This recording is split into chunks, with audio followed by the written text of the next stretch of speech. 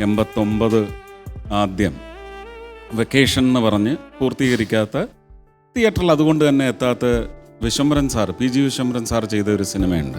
അതിൻ്റെ ലൊക്കേഷനിലാണ് പാർവതി ദൂരദർശനോ മറ്റോ വേണ്ടിയിട്ട് ഒരു ഇൻ്റർവ്യൂ എടുക്കാൻ വന്നിരുന്നു. വന്നപ്പോൾ ചോദിച്ചു, ഭാവിയിലെ സ്വപ്നത്തിലെ വധു.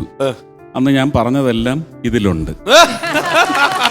അങ്ങനെ കിട്ടുന്നത് വലിയ ഭാഗ്യമല്ലേ?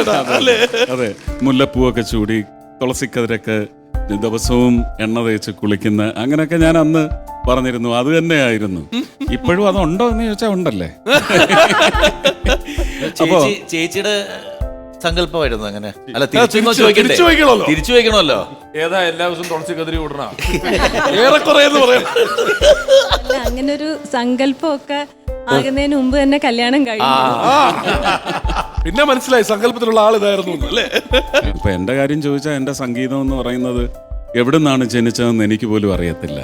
എങ്ങനെയാണ് വളർന്ന് ഇവിടെ എത്തിയതെന്ന് ചോദിച്ചാൽ വ്യക്തമായിട്ട് എല്ലാവർക്കും അറിയാം. തിക്കൃഷി അപ്പൻ എപ്പോഴും പറയും, എടാ എന്റെ കൊച്ചുമോളുടെ കൂടെ കിടന്ന് ഉറങ്ങിയത് കൊണ്ടാണ് നിനക്ക് ഈ സംഗീതം കിട്ടിയത്. ഞാൻ അങ്ങനെ തന്നെയാണ് വിശ്വസിക്കുന്നത്.